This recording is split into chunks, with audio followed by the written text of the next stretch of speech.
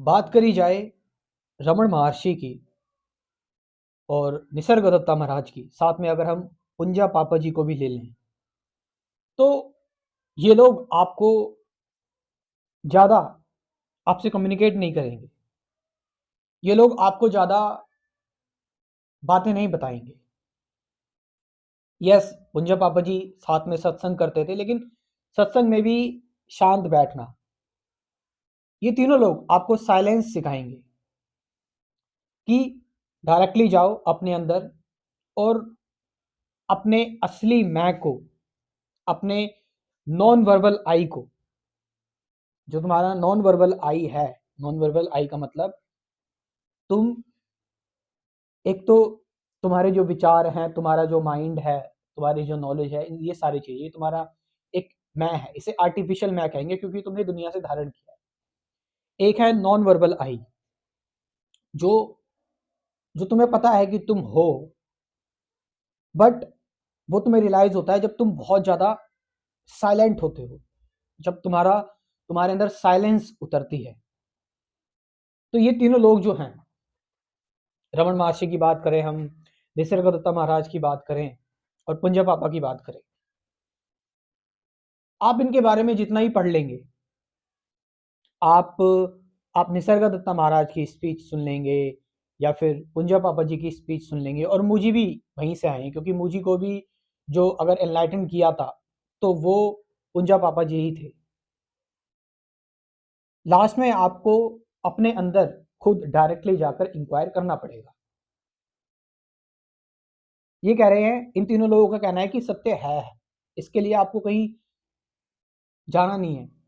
जो चीज ऑलरेडी है, एग्जिस्ट करती है, तो वो उसके लिए हम दूर क्यों जाएं। कहीं नहीं जाना, कहीं नहीं भटकना आपको।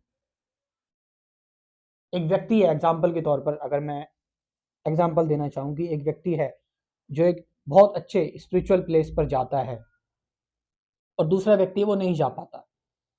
तो एक व्यक्ति जो बहुत अच्छे स्पिरिचुअल प्लेस पर गया है, वहां पर क्या वो एक्चुअल में गया है, क्या वो रियलिटी में गया है? वो वहां पर जाकर भी पास्ट की बातें सोच रहा है, वो वहां पर जाकर भी फ्यूचर को लेकर परेशान है, वो वहां पर जाकर भी रिलीजियस प्लेस पर जाकर भी जो है वो फोटोज खींच रहा है, पिक्चर्स ले रहा है और लोगों को दिखाएगा देखो मैं कहाँ पर गया था। तो एक्चुअल में वो पर्सन गया नहीं है, लेकिन वही दूसरा पर्सन जो नहीं जा पाया, उस स्पिरिचुअल जगह पर नहीं जा पाया, बट वो माइंडफुली मेडिटेशन में रहकर बात कर रहा है, काम कर रहा है अपने रेगुलरली जो उसके काम है, अपने इंट्यूशन से रिलेटेड, और कोई उसके अंदर फ्यूचर की वरी या पास्ट की कोई उसके अंदर गिल्ट नहीं है, बिल्कुल वो प्रेजेंट में है। वो खुद एक रिलीजियस प्लेस बन चुका है। अगर कोई व्यक्ति अगर ऐसा है तो कहीं जाने की जरूरत नहीं है। You have to directly inquire in yourself. तुम्हें खुद के अंदर देखना है, तुम्हारा जो वो मैं, तुम्हारा वो आई, जो नॉन वर्बल है, जो फीलिंग्स, इवन परसेप्शन, जो सारी मेमोरी से बिल्कुल बिल्कुल हटकर है, वो आई, वो मैं। उस मैं के बारे में आपको डायरेक्टली अगर कोई सिखाएगा, कोई बताएगा, और कोई आपको इसके बारे में, आप चल रहे हो, आपको रास्ते में जाते जाते बता दिया कि इस चीज के बारे में जान लो, तो वो ये तीन लोग ही हैं।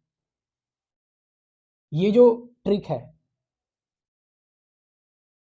निसर्गदत्ता महाराज हो गए, रमण महर्षि हो गए, कुंजा पापा जी हो गए, ये आपको एक ही बातें बताएंगे, साइलेंट हो जाओ, साइलेंस के बारे में बताएंगे। कोई बहुत लंबी चौड़ी एक्सप्लेनेशन नहीं। इनके जो गुरु वगैरह भी थे, अगर हम बात करें निसर्गदत्ता महाराज के गुरु, तो उन्होंने भी बस कोई उनको बहुत लंबा चौड़ा ज्ञान नहीं दिया था। वो कहा था, बस उनके गुरुजी ने एक बात कह दी थी, यू आर दैट। तुम ही हो जिसे तुम ढूंढ रहे हो, सब कुछ हो, वो तुम ही हो। रमन महर्षि रमन महर्षि ने भी कोई बहुत ज्ञान नहीं लिया। वो भी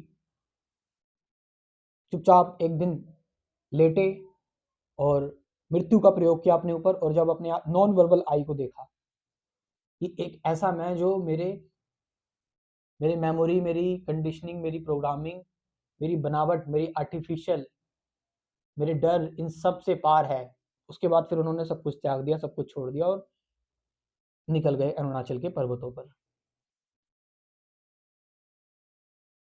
कुंजा पापा जी जो हैं वो इंस्पायर्ड है रमन महर्षि से, निसर्गदत्ता महाराज से भी। और फिर उसके बाद मुझी आते हैं, मुझी जो है वो इंस्पायर्ड होते हैं। मुझी को आप देख भी सकते हो टॉक्स में, कुंजा पापा जी की टॉक्स में।